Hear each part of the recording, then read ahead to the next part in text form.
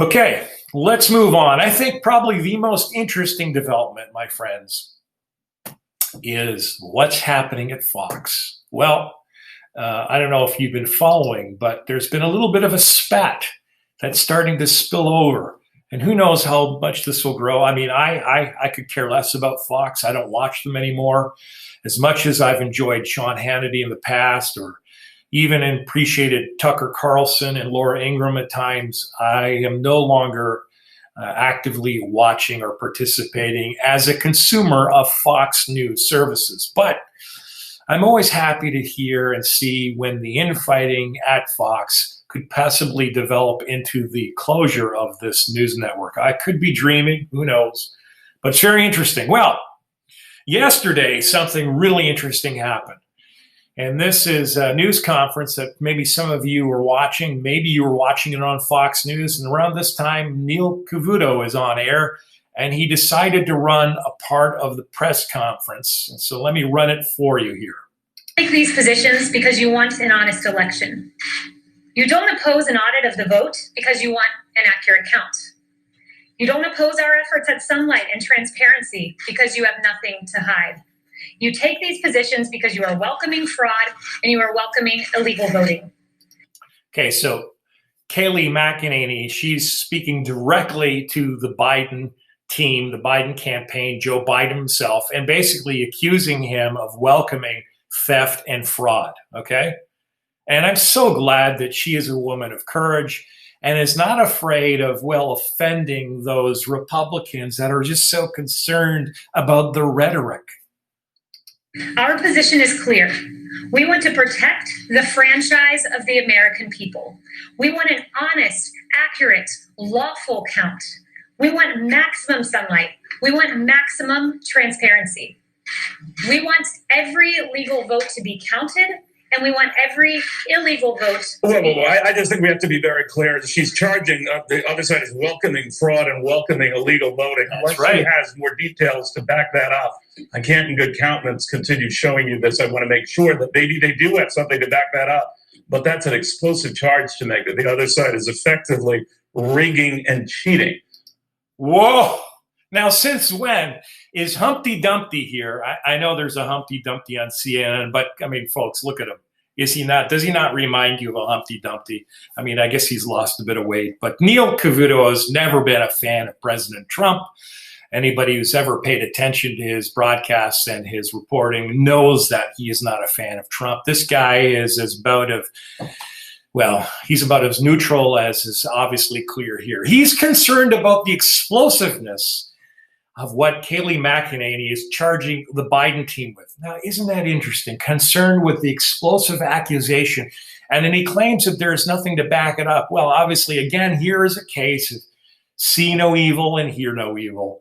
Mr. Cavuto, Mr. Humpty Dumpty, perhaps you need to get better glasses and put on some hearing aids, because it's obvious to anybody who has any shred of interest in what's going on in the 2020 election that there is clear evidence of irregularities, mistakes, fraud, and the perpetration of a theft on a national scale. Now, what's interesting and worth asking, was Neil Cavuto concerned with the explosive allegations that were leveled against Bret Kavanaugh by Christine Blasey Ford?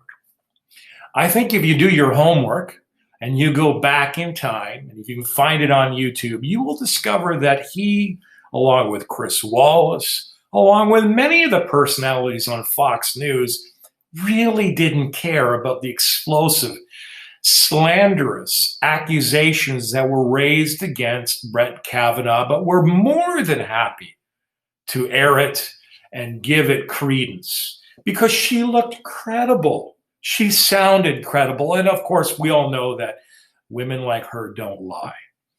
So it's interesting, once again, to see the example of people like Mr. Neil Cavuto, always concerned about rhetoric and things that are being said when it suits them. Now, this in of itself isn't newsworthy, because I really don't care about Neil Cavuto, and I'm sure most of you listening in on this little broadcast of mine don't care about Neil Cavuto. But what is interesting is this was aired at 5 o'clock yesterday. And in the evening, another individual from the Fox News network chimed in. And I want you to hear what he has to say. Country where a large percentage of our population no longer believes that our democracy is real. That is sad. It is also dangerous. It could easily get worse. What we're doing in response is hardly the solution. It is making our country much more volatile. It is setting us up for something bad. And so what is he getting at? What is it that we're doing in response to what's taken place in the country? In a democracy, you cannot ignore honest questions from citizens. You're not allowed.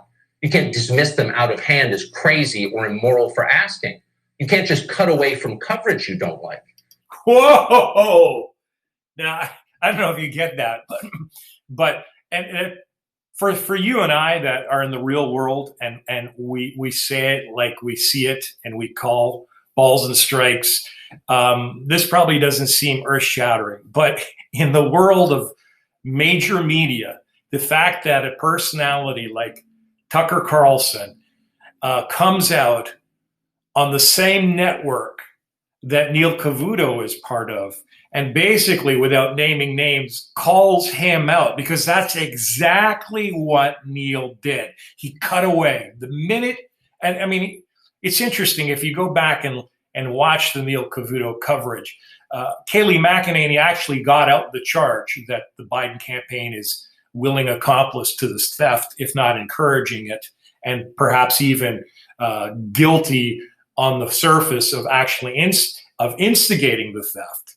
And then he cut away and said, no, we can't countenance that kind of rhetoric on our network, not if you don't back it up with clear, unequivocal evidence, which, don't worry, Mr. Cavuto, the evidence will be forthcoming in a court of law where there are rules of discovery and clear rules defined for what is considered legitimate evidence and all of that. So you'll get what you want.